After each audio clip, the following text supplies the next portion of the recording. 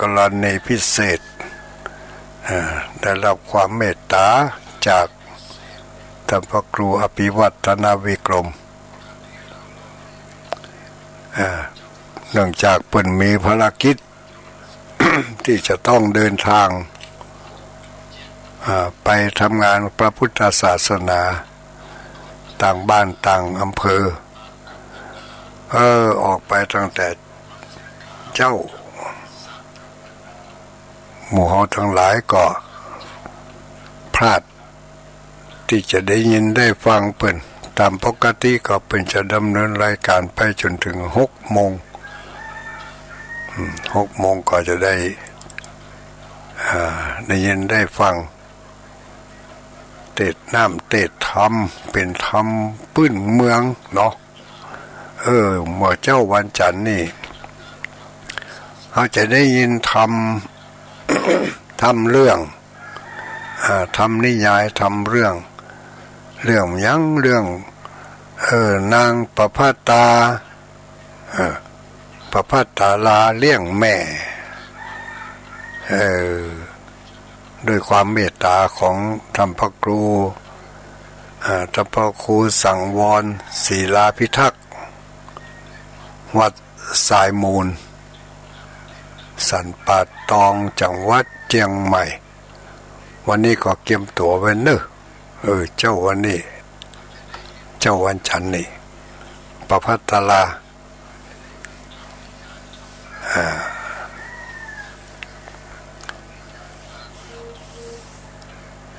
ก็มาพบมาปากันก็จะมีสิ่งละอันพันละน้อยมาฝากมาฟังกันเป็นข้อเตือนจิตสะกิดใจเป็นข้อเตือนจิตสะกิดใจแล้วเมื่อสะกิดใจแล้วอันใดที่มัน สมาธิ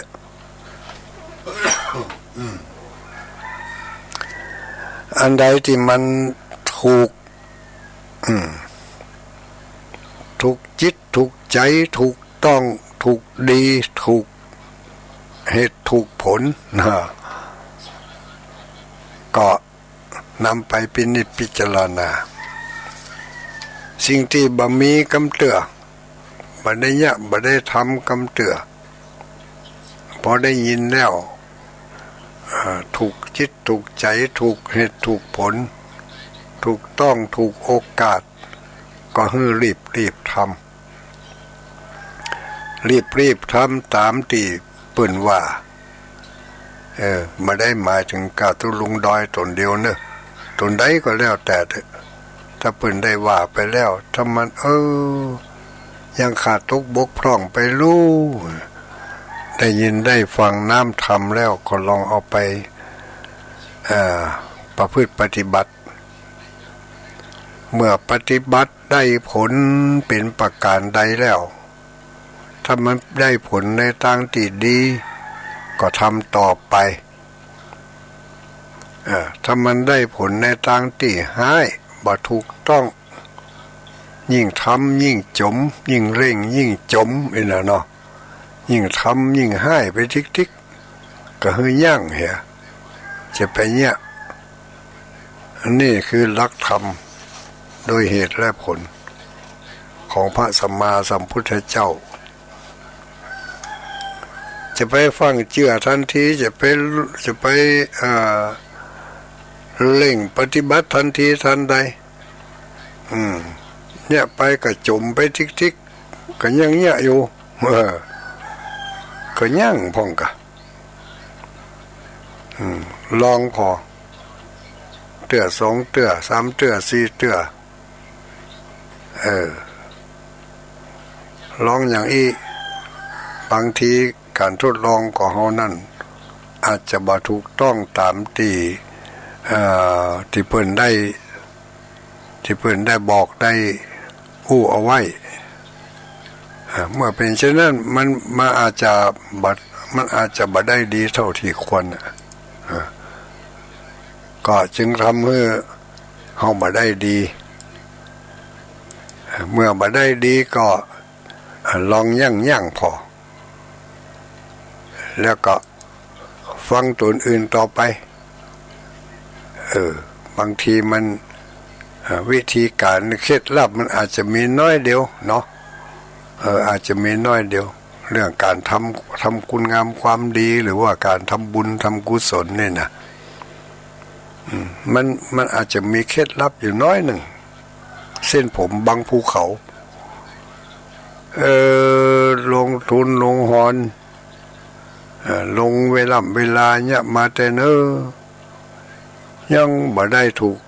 ยังบ่ถูกต้องบ่ดีบ่งามเถอะก็เมื่อยังบ่ได้ผลเด้อก็ลองหยุดพอให้ก่อนแล้วไปฟังพอแหมลายฟังพอแหมลายฟังแล้วก็ลองเอาไปทำพอบางทีมันก็อาจจะได้อย่างที่เปิ้นว่า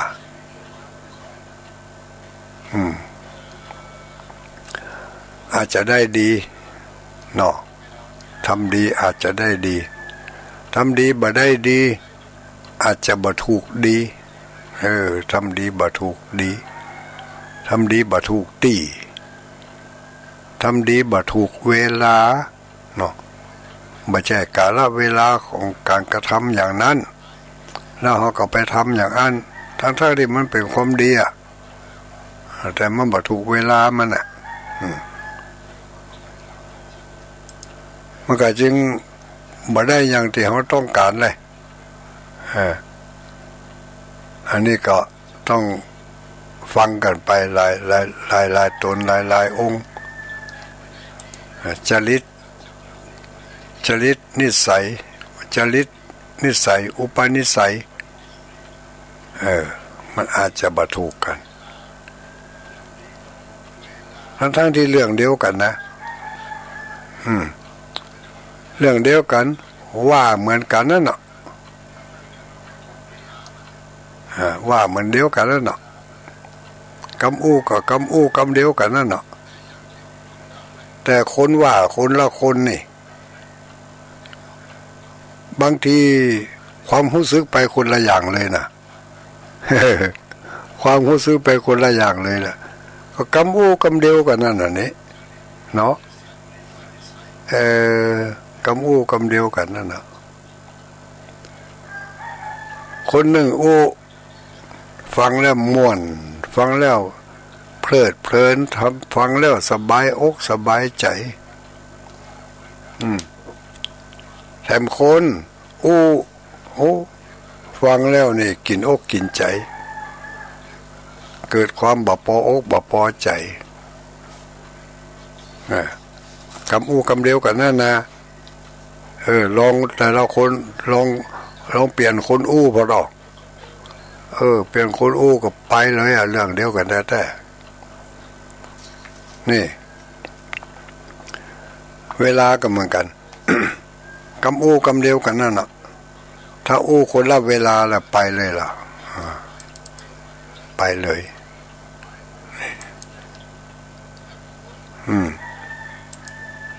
เพราะฉะนั้นเราต้อ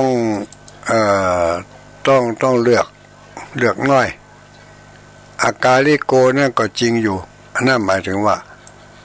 ประจำกัดเวลาที่จะต้องปฏิบัติธรรมประจำกัดเวลาที่จะต้องฟังประจำกัดบุคคลประจำกัดอย่างสักอย่างอากาลิโกนี่การปฏิบัติธรรมการศึกษาธรรมการเรียนธรรมหู้ธรรมของพระสัมมาสัมพุทธเจ้านี่เป็นอากาลิโกนี่แต่ว่ามีในสัพพุริสธรรมถ้าเราฟังบ่ถูกการบ่ถูกเวลาบ่ถูกบุคคลบ่ถูกสถานที่เวลาบ่ถูกเหตุบ่ถูกผลเนี่ยบ่ถูกธรรมบ่ถูกศีลบ่ถูกธรรมนี่เรื่องเดียวกันแต่ผลลัพธ์ออกมาต่างกันเพราะฉะนั้นต้องมันพิจารณามันฟัง การที่เฮามันฟังมันอ่านมันดูนี่เป็นการสร้างเสริมบุญบารมีอย่างหนึ่งลูกญาติโยมเป็นการทำบุญอย่างหนึ่งบุญเกิดจากการอาบน้ำฟังธรรมบุญเกิดจากการปฏิบัติธรรมบุญเกิดจากการแสดงธรรมเนี่ยนี่เป็นบุญสะสมไปฟังไปเลยเมื่อก่อนเคยอ่านบทความหรือว่าเคยอ่านข้อความของท่านพระคุณเจ้ารูปหนึ่งชื่อว่าสมเด็จพุทธาจารย์โตพรหมรังสีเป็นว่าไว้เป็นว่าไว้ว่าบุญเฮาบ่เคยสร้างไผที่ไหนจะมาช่วยเฮาบุญเจ้าไม่เคยสร้างใครที่ไหนจะมาช่วยเจ้าแล้วเพื่ออธิบายไว้อธิบายต่อไปนะว่าลูกเอ๋ยก่อนจะเที่ยวไปขอบารมีหลวงพ่อองค์ใดหรือว่าไปขอบารมีจากไผเจ้าจะต้องมีทุนของตัวเอง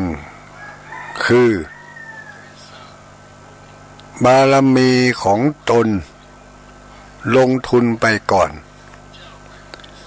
เมื่อบารมีเจ้าของไม่พอจึงค่อยไปขอยืมบารมีคนอื่นมาช่วยหมายนะคนเฮานี่ต้องสร้างบารมีเสียก่อนสร้างไปเนี่ยไปทำไปทำบุญหรือว่าจะทำอะไรอย่างก็แล้วแต่ทำการทำงานหาก้าขายเขาต้องมีทุนเสียก่อนแล้วก็เนี่ยไปทำไปอย่างกับอย่างกับวัดวาอารามที่เปลี่ยนแปลงอย่างสักอย่างนี่กันเนาะจะไปของบประมาณจากทางราชการจากทางหน่วยงานจากญาติโยมนี่ก็ต้องลงทุนลงหอนเนี่ยไปเหี่ยสักเล็กสักน้อยก่อนเมื่อเสี่ยงงบหมดทุนแล้วก็ไปขอกับคนอื่นมาช่วยนี่แต่ถ้าหาว่าเขาบ่ได้ลงไม้ลงมืออะยังเห็นเลยเปิ้นก็บ่ฮู้เปิ้นก็บ่หันจู่ๆจะตั้งต้นผ้าป่าไปขอเปิ้นไปขอบุญขอแบ่งบุญแบ่งทรัพย์ของทางเปิ้นมาเปิ้นก็บ่หันว่าเขาจะเนี่ยจะทำน่ะบ่ได้ลงทุนสักน้อยกำเตือแล้วก็จะไปขอคนอื่นมา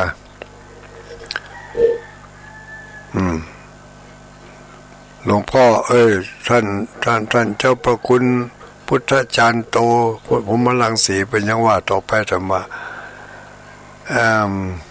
มิฉะนั้นเจ้าจะเอาตัวไม่รอดแล้วข้อนี้สำคัญนะญาติโยมฟังให้ดีเดี๋ยวอ่านให้จบหมดเสียก่อนเนาะอ่านให้จบหมดแล้วก็มาเสริมเป็นบางที่บางแห่งเสริมเนี่ยไม่ใช่เสริมว่าอันเป็นอู้บดีนะเสริมความเข้าใจของหมู่เฮาได้แหละเริ่มต้นใหม่ลูกเอ๋ยก่อนจะเที่ยวไปขอบารมีหลวงพ่อองค์ใดเจ้าจะต้องมีทุนของตัวเองคือบารมีของตนลงทุนไปก่อนเมื่อบารมีของเจ้าไม่พอจึงค่อยขอยืมบารมีคนอื่นมาช่วยมิฉะนั้นเจ้าจะเอาตัวไม่รอดเพราะหนี้สินในบุญบารมีที่เที่ยวไปขอยืมมาจนพ้นตัว เมื่อทำบุญทำกุศลได้บารมีมาก็ต้องเอาบุญไปผ่อนใช้หนี้เขาจนหมดไม่มีอะไรบุญทำกุศลได้บารมีมาก็ต้องเอาบุญไปผ่อนใช้หนี้เขาจนหมดไม่มีอะไร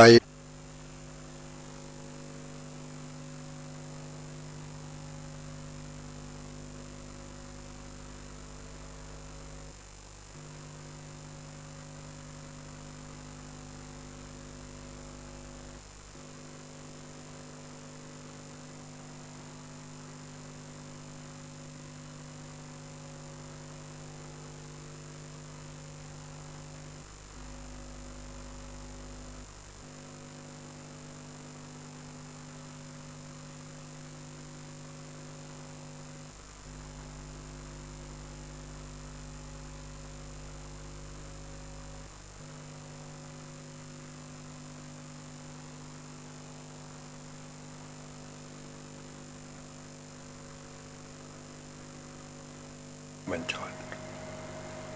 ชยาสนากตานะอันนี้ก็เป็นข้อคิดของเปิ้นเฮามา เดี๋ยวตุลุงจะได้ขยายความต่อนี้เพื่อเฮาทั้งหลาย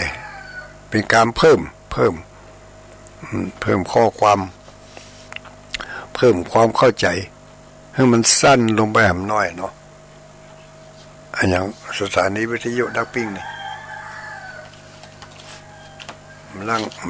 ลังยุทธมกะอินเทอร์เน็ตเขาเสียธรรมกะ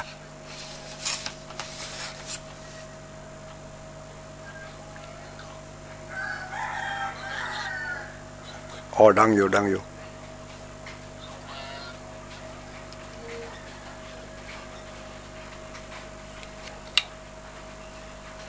เสียงมันก็ฝนตกญาติโยม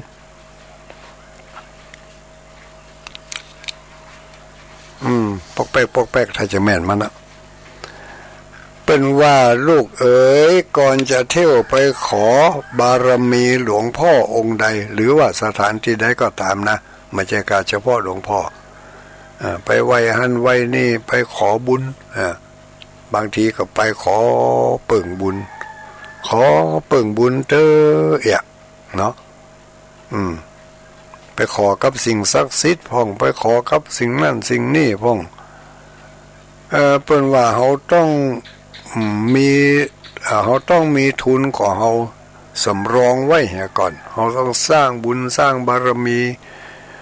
มาพอสมควรเมื่อบุญบารมีของเขามันยังบาโป่งบานอบางงอกออกมาเตื้อ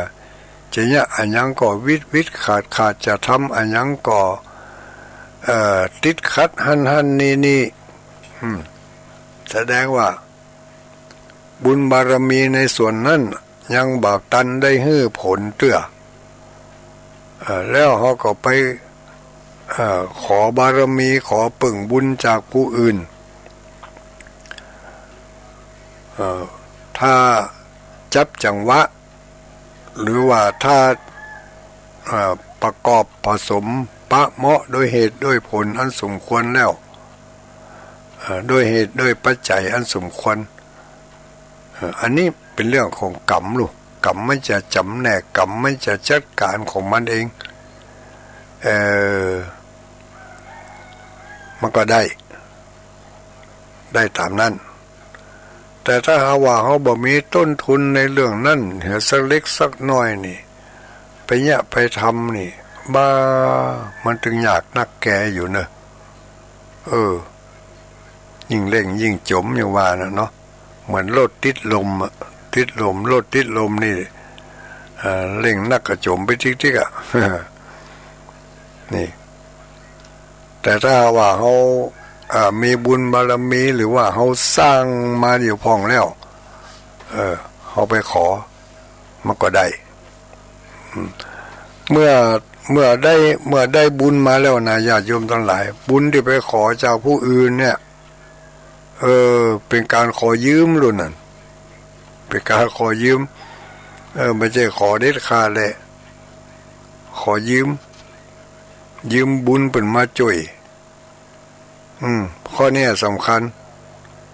เฮาบ่ทำเองได้กำแบมือไปขอเปิ้นโดยกฎของกรรมโดยกฎของสังสารวัฏนี่เมื่อได้มาแล้วนี่มันเป็นของเปิ้นทีนี้เมื่อเฮามีโอกาสได้เฮาก็จะต้องได้ไปสร้างเอาบุญของเฮานี่ไปสร้างเปิ้นเอาบุญบารมีของเฮานี่ไปสร้างเปิ้นนี่เขาจะหันว่าการทำบุญทำทานของเฮานี่ลองคิดพอการทำบุญทำกุศลทำคุณงามความดีอย่างต่างๆนี่บางทีก็ทำเขาคิดว่าไม่จะได้ผลนะได้ผลละทำดีก็มีความชื่นอกชื่นใจบัดตลอดฟังสักกรรมสะบึดสักกรรมความชื่นอกชื่นใจนั่นหายไปมีได้บุญได้บารมีมาก็บรรนักบรรณาบุญบารมีนั่นก็หายไปเหี่ยอยู่กับเฮาได้บ่เหมือนสักกรรมเพราะว่ามันไหลไปที่เฮามันไหลไปถมที่เฮาไปอ้องเปิดมาบุญน่ะมันไหลไปเหี่ยมันไหลไปหามันไหลไปไส้ตีเฮาไปยืมหัวเปิ้นอย่างอีกก็มีเนี่ยเปิ้นบอกว่าเฮาต้องมีต้นทุนของเฮาต้องยะเองทำเองอย่าไปหวังปึ่งสิ่งนั้นสิ่งนี้ให้มันนักอย่างบางผู้บางคนเนาะไปขอปึ่งอันยังสะปะสะเป็ดขอปึ่งบุญปึ่งกุศลขอปึ่งบารมีขอปึ่งคุณงามความดีขอปึ่งเงินปึ่งทองขอปึ่งอันยังไปขอปึ่งเป็นหมด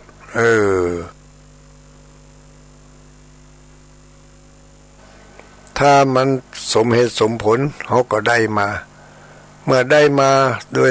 สมเหตุสมผลแล้วพอเขาไปสร้างบุญสร้างกุศลพอได้บุญได้กุศลมามันก็ไหลไปไส้นี่ถมนี่เก่าที่เขาไปยืมไปขอเปิ่นมามันก็เปลี่ยนไปอย่างทำนองนั้นอันนี้ว่าไปตามที่เปิ่นได้อู้ไว้นะเพราะนี่สินบุญที่เขาได้เที่ยวไปขอยืมเปิ่นมันจะไหลไปหาปุ่นเหี่ยเมื่อทำบุญทำกุศลได้บารมีมาทำบุญทำกุศลได้บารมีมาก็ต้องเอาไปผ่อนใจหนี้เขาจนหมดบุญที่เราทำก็จึงบ่ได้มันไปชดใช้หนี้เก่าหนี้บุญหนี้บุญมันมีอย่างเหลือวะเพิ่นว่าและเจ้าจะมีอะไรไว้ในภพหน้าภพนี้ทำบุญทำคุณงามความดีทำอะไรอย่างทำไปแต่ก็ขี้โลภใครได้นักไปที่ไหนก็ขอเปิ่งบุญขอบุญญาบารมีของคนนั่นของคนนี่มาช่วยเติมช่วยหนุนช่วยก้ำจูอุดหนุนช่วยดลบันดาลให้ข้าพเจ้าได้ยะการงานได้ยะนั่นอันนี้ให้ได้สำเร็จมีที่เปิ่งใดแห้งก็ไปขูดต้นไม้แต่ว่าวันซื้อนี่ไปวันนั้นไปพุ่นไปที่ไหนก็ไปทางหลายดอยตะวันออกเนี่ยไปเมืองปานขากลับปิกมาหันเขา2 คน3 คนไปขูดต้นไม้เขาก็ต้นไม้นั่นใหญ่นะไม้ยืนต้นเนี่ยใหญ่ก็ไปทำบิดถ้าจะทำกันขูดกันนะก็ขูดรูปถูไถห่มห้วยเด้อหันยืนนั่น2 คน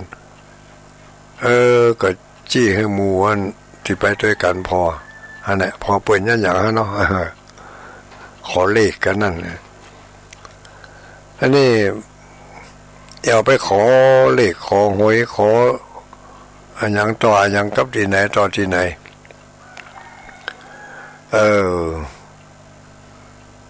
กำลังสังเกตพอได้มาก็มเจ็บเหมือนเนาะแล้วก็ไปมปออันนี่ทางนอกยังหมออันแล้วจะต้องเป็นนี่ทางในแถมถ้าเปิดขึ้นมาแล้วก็ได้เป็นนี่ทางในแถมเพราะฉะนั้นเจ้าจงมันสร้างบารมีไว้สร้างบารมีก็ต้องสร้างด้วยตัวเองสร้างอย่างไรสร้างบารมีก็พื้นนี่แหละเปิ่นทำคุณงามความดีที่ไหนเปิ่นสร้างสิ่งที่เป็นประโยชน์ที่ไหนสร้างโรงเรียนกาสร้างมาเดี๋ยวนี้สร้างไปเหี่ยวสุสานกาสร้างเจดีย์กาสร้างอย่างสปะสร้างที่เป็นสาธารณประโยชน์ที่เป็นศาสนสมบัติแม้กระทั่งเป็นเรื่องส่วนตัวเนาะเปิ้นแปลงบ้านแปลงจ้องแปลงหอแปลงเฮือนนี่เฮามีน้ำจิตน้ำใจแบ่งปันเสียสละเปิ้นเรียกว่าบริจาคนะเปิ้นเรียกว่าบริจาคหรือว่าจาคะนี่การเสียสละเวลาเสียสละน้ำใจเสียสละทรัพย์สมบัติเสียสละกำลังกายเอาบ่าเอาแหงไปจ่วยเอากำลังใจไปจ่วยเอาวาจาไปจ่วยก็ยังได้เลยไปจ่วยในการส่งเสริมสนับสนุนเสนอข้อชี้ข้อแนะอย่างต่างๆในขณะที่เปลี่ยนแปลงเปลี่ยนสร้างนั่นแต่ก็ยังว่านะต้องเลือกกำที่จะเอาไปสนับสนุนส่งเสริมให้กำลังใจจะไปตัดบันตัดรอนถ้าไปตัดบันตัดรอนไปทำให้สูญเสียความรู้สึกนี่แทนที่จะได้บุญกับได้บาปนะอย่างก็เขาไปเยี่ยมคนป่วยนี่กันเนาะเข้าไปถึงในห้องคนป่วยยังมาผอมลูกติ๊กเนี่ยเหมือนน่ะนี่เหมือนน่ะขยะกินยังก็กินเห็นเด้อเนี่ยคนป่วยมันก็ใจลงวาบกันนั่นน่ะใจคำบ่ถูกที่ถูกทางปุ่นน่ะกองป้าหน้ากันหน้าตายังผอมโกกโวกเป็นพยาธิมันจะสักอย่างกันนั่นแหละคนฟังมันก็ใจอ่อนใจจางงุ่นนี่เราไปตักพอเราปะหน้ากันใหม่ๆลองตักกันอ้วนท้วนสมบูรณ์นี่วางนี่ถ้าจะร่ำจะรวยพ่องก็หาเนี่ยหุ่นโปเลี้ยงขึ้นแล้วรู้นี่มันก็ต่างกันนะเนาะความรู้สึกของผู้ที่ได้ยินได้ฟังเพราะฉะนั้นการใช้คำก็เป็นสิ่งสำคัญนะเป็นการสร้างคุณงามความดีเนี่ยสร้างปัจจุบันนั่นหันในเวลานั่นทันทีนี่สร้างบุญด้วยวาจาสร้างบุญด้วยกายก็เอากายเอาบ่าเอาแหงไปช่วยยุบช่วยกำมาได้เนี่ยอย่างเลยแหงไม่กวาดมีก็เอาไม่กวาดไปกวาดในบริเวณสถานที่ไม่มันเหี่ยมันเปิ่นสร้างเปิ่นแปลงไม่มันเหี่ยมันหายก็เข้าไปกับสละแรงกายเก็บไม่เก็บตอกเก็บของเก็บเศษอย่างต่างๆอันนี้เขาก็เอาร่างกายของเขาไปสร้างบุญสร้างบารมีสร้างไปเลยการให้ทานแล้วก็การเสียสละการให้ทานการเสียสละนี่คือการบริจาคการให้ทานนี่คือการแบ่งปันสิ่งของที่มีอยู่ แล้วการรักษาศีลรักษาศีลโดยการรักษากายกรรมวจีกรรมมโนกรรมอันนี้ก็เป็นการสร้างบารมีสร้างบุญสร้างบารมีปารมีมีตานะปารมีศีลปารมีเนาะภาวนานี่ปารมีอาบน้ำฟังธรรมบ่อยๆไหว้พระสวดมนต์บ่อยๆเป็นสร้างภาวนาจิตตะภาวนาก็เป็นบารมีอย่างหนึ่งบุญบารมีถึงบุญถึงบารมีที่ได้สะสมกันมานี่ถ้ามันมีถ้ามันมีเนี่ยไปทำไปถ้าไปถูกไปต่อยอดกับที่เคยทำมาในอดีตจะเป็นจัดแล้วจัดนี่ก็แล้วแต่ถ้าทำไปถูกจังหวะกันนะถูกหมอกถูกจังหวะกันถูกมันไปต่อยอดกับที่เขาได้สร้างมาก่อนน่ะสร้างไปเล็กๆน้อยๆมันก็ได้ผลที่ฮื้อมาตอบสนองเฮานักสมน้ำสมเนื้อที่เขาได้ลงทุนลงแหงลงบ่าลงแหงไปแต่ถ้าหากว่าเขาไม่ได้สร้างในแนวนั้นมาก่อนอย่างนี้อย่างการฮื้อตาลเนี่ยเขาบ่เคยฮื้อตาลบ่เคยทำบุญทำตาลเรื่องอย่างบ่เคยทำบุญทำทานเรื่องข้าวน้ำโภชนะอาหารนี่เนาะบ่ได้ฮื้อข้าวน้ำโภชนะอาหารเป็นทานมาก่อนอย่างนี้ทานอย่างอื่นนี่เขาทานนี่ทานบ่าทานแห้งนี่เขาเคยทานอยู่นี่นะเนาะแต่ว่าเขาบ่เคยทานข้าวน้ำโภชนะอาหารเป็นเสื้อเป็นผ้าเป็นเครื่องใช้ไม้สอยนี่เขาก็เคยทานอยู่แต่เวลาไปเนี่ยอย่างเรื่องเกี่ยวกับข้าวน้ำโภชนะอาหารนี่มันก็ได้ผลจ้ามันนานได้ผลบางทีพบนี่จาดนี่บัดตันได้ผลสักกรรมกว่าจะได้ผลก็ต้องไปรับต่อแถมพบหนึ่งจาดหนึ่งเกิดมาพบหน้าจาดหน้าซ้ำไปเกิดเป็นคนมิจฉาทิฐิเนี่ยบ่สนใจเรื่องการฮื้อตานบ่สนใจเรื่องการรักษาศีลไปเกิดในหมู่ที่เป็นมิจฉาทิฐิก็เลยบ่ได้สร้างส่วนนั้นเลยบ่มีจิตใจที่จะใครเนี่ยใครทำใครสร้างเพราะว่าได้ปลูกฝังมาในทางนั้นบุญที่สร้างเอาไว้มันก็นานได้ให้ผลมันบ่ได้ไปต่อยอดสักกรรมเขาบ่ได้ไปต่อยอดเอาไว้เขาจะหันคน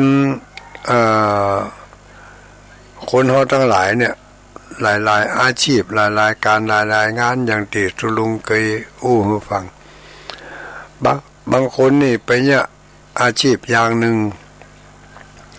ยิ่งเนี่ยไปก็ยิ่งจมยิ่งหายไปทิก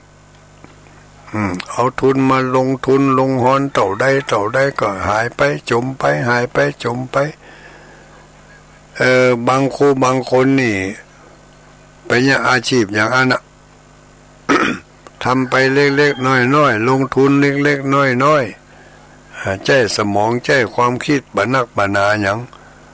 เนี่ยไปก็ดูเหมือนเนี่ยไปก็โล่งไปได้ดิบได้ดีขึ้นมาโอ้บ่น่าเชื่อว่าเขาลงทุนลงหอนเนี่ยอันนั้นก็บหันมันไปเนี่ยมันอย่างแต่ว่านะก็มั่งมุนตุนเต้าดีขึ้น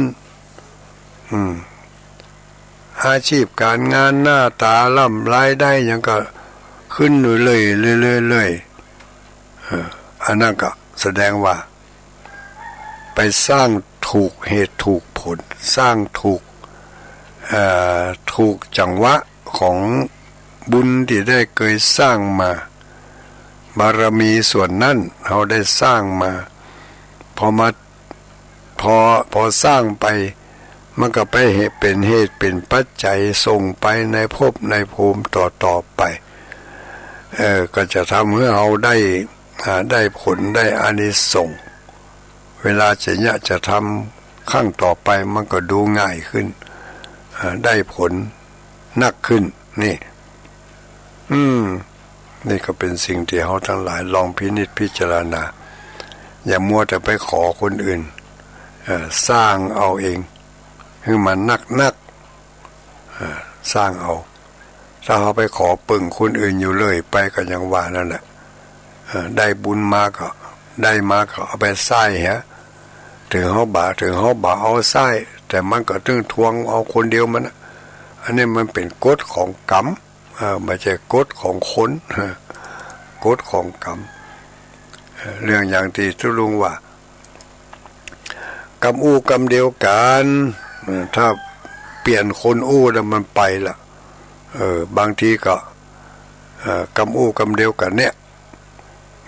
ถ้าเฮาได้ผลหมอกจะเป็นผลทั้งบวกหรือทั้งลบก็แล้วแต่หากคนหนึ่งได้ผลแถมอย่างหนึ่ง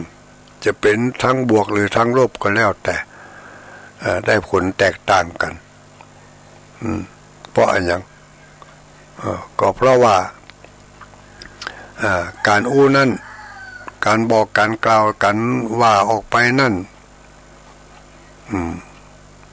แรงผลักดันจากจิตจากใจจากความรู้สึกจากต้นทางมันต่างกันต้นทางที่มันต่างกันก็จึงได้รับผลส่งผลให้คนได้ยินได้ฟังนั่นเกิดความรู้สึกแตกต่างกันโดยเหตุโดยผลที่ว่าถูกที่ถูกทางถูกเวลาถูกคนถูกสถานที่ถูกศีลถูกธรรมบางทีถูกศีลถูกธรรมแต่ไปบ่ถูกสถานที่มันก็บ่ได้ผลหรือได้ผลตรงกันข้ามไปก็มีเรื่องศีลเรื่องธรรมนี่นะเขาก็ดีศีลธรรมแต่บ่ถูกตีมันอย่างที่เพิ่นเคยเปรียบเทียบเพื่อฟังเนาะคนกำลังนั่งเล่นไพ่กินเหล้ากันอยู่คนกำลังจะซื้อหวยกันอยู่เนี่ยเขาลองไปว่าหรอสู่เขานั่นมันเป็นอบายมุขนะทางแห่งความชิบหายนะซื้อหวยซื้อเลขเนี่ยยิ่งซื้อก็ยิ่งจนไปทิกๆมันย่อมพอไผรวยครับหวยว่องมีกับเจ้ามือกับรวยมันกำลังจะซื้อมันหล่ออยู่แล้วเราลองไปว่าอย่างอันพอกะมันก็ผิดตีนี่เนาะเขากำลังนั่งเล่นไพ่นั่งกินเหล้ากันขึ้นไปเข้าไปถึงสู่เขาอันนี้มันเป็นหนตั้งอบายมุขนะพระพุทธเจ้าว่าเป็นความชิบหายนะถ้าไผ่ย่าอย่างอี้นะบัดเจริญรุ่งเรืองก็บ่เฮ้ยเนี่ยหมู่เดียวกันลองไปว่าให้กันพอกะนี่มันก็เรื่องศีลเรื่องธรรมแต่ไปบ่ถูกกาลเวลาบ่ถูกตีผลที่ได้มันก็จึงบ่ได้ดีเท่าที่ควรแต่ถ้าแหมคนหนึ่งกำเดียวกันเนี่ยในสถานที่เดียวกันนั่นเนาะคนที่เปิ่นมีบุญญาบารมีเนาะเป็นที่เคารพนับถืออย่างสูงสุดถ้าไปกับคนที่กำลังจะทำบดีอยู่นั่นน่ะกำลังจะทำในสิ่งที่อันบ่สมควรอย่างที่ยกตัวอย่างมาแหมคนหนึ่งมา เขาจะสวะทันทียกมือไหวยั่งเลยล่ะมาเลยมาเนี้ยมาทำแหละจะซื้อหวยก็สวะเฮ้ยมาเนี้ยมาซื้อโอ้โดยความชื่นอกชื่นใจที่เปิ่นมาตักมาเตือนเนี่ยขอบคุณนี่แล้วก็ไปเล่นลงในสถานที่เล่นไพ่เล่นไฮโลก็เหมือนกันเล่นไพ่กินเหล้าอยู่เนี่ยหมู่เฮาตันทั้งหลายลองไปว่าพวกกันนั่นนี่กำเดียวกันนี่นะถ้าหาคนแถมประเภทหนึ่งที่เปิ่นมีบุญบารมีที่เปิ่นมีศีลมีธรรมมีความน่าเคารพน่าเลื่อมใสเนี่ยสูงสุดเนี่ยในตัวเฮานะในตัวของคนที่กำลังเล่นกำลังม่วนอยู่นั่นนะกำลังเล่นกำลังกินอยู่แล้วพอเปิ้นว่าอย่างนั้นปุ๊บหยุดทันทีลูกเก็บขอบเก็บครัวเก็บอะไรตรงดังย่างเนี่ยกำเดียวกันใจในสถานที่เดียวกันแต่ว่าคนคนละคนมันไปคนละเรื่องนี่อันนี้เขาก็ต้องพิจารณาจะเอาวาจาไปใจในต่างที่ใดก็ต้องพอต้องกอยให้มันดีไม่ใช่ว่าเขาก็สอนมันจัดดีแล้วนะบางคนบอกลูกเต้าเหล่าหลานมันบอกฟังกรรมบ่เชื่อถ้อยฟังกรรมเขาก็สอนมันจัดดีแล้วนะสอนกูเจ้ากูคำสอนจะเข้ารับเข้านอนก็สอนจะออกไปก็สอนเข้าปิกเข้ามาบ้านก็สอนมันมาเอากรรมนะอันเนี้ยต้องดูเหตุดูผลต้องดูการดูเวลาต้องดูบุคคลดูสถานที่มันถึงจะได้มักได้ผลพอสมควรญาติโยมทั้งหลายตุลุงดอยได้ดำเนินรายการมาก็ฝากไว้เนอะเป็นสิ่งละอันพันละน้อยเอาไปพินิจพิจารณากันอันใดควรอันใดบ่ควรเป็นการต่อเติมเพิ่มบารมีเพิ่มบุญเพิ่มกุศลที่มีอยู่แล้วให้มียิ่งขึ้นที่เข้าใจอยู่แล้วก็ให้เข้าใจเพิ่มนักขึ้นที่บ่ได้เข้าใจคำเตือก็จะได้เอาไปคิดเนาะเอาไปคิดเตือนจิตสะกิดใจฝากไว้เหลือเวลาถึง2-3 นาทีเนอะก็เดี๋ยวเขาจะได้ฟังตุลุงวัดสันตุลุงวัดสายมูลเนาะตุลุงวัดสายมูลทำพระครูสังวรศีลาพิทักษ์แต่วันนั้นไปปะกันที่ที่วัดตุงโป่งเสียงดีไพเราะเพราะพริ้งเปิ่นเตะทำเมืองแต่ก็เดี๋ยวจะได้ฟังทบทวนเนาะทบทวนคำอู้ของท่านสมเด็จพุทธาจารย์โตนี่นะเป็นว่าลูกเอ้ยก่อนจะเที่ยวไปขอบารมีหลวงพ่อองค์ใดเจ้าจะต้องมีทุนของตัวเองคือบารมีของตนลงทุนไปก่อนเมื่อบารมีของเจ้าไม่พอจึงค่อยไปขอยืมบารมีคนอื่นมาช่วย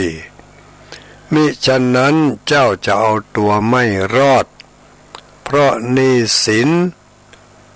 ในบุญบารมีที่เที่ยวไปขอยืมคนอื่นมาจนมากล้นพ้นตัวเมื่อทำบุญทำกุศลได้บารมีมาก็ต้องเอาไปผ่อนใช้หนี้เขาจนหมดไม่มีอะไรเหลือติดตัวแล้วเจ้าจะมีอะไรไว้ในภพหน้าจงหมั่นสร้างบารมีไว้แล้วฟ้าดินจะช่วยเองจงจำไว้นะเมื่อยังไม่ถึงเวลา เทพเจ้าองค์ใดจะคิดช่วยเจ้าก็ไม่ได้ครั้นถึงเวลาแล้วทั่วฟ้าจบดินก็ต้านเจ้าไว้ไม่อยู่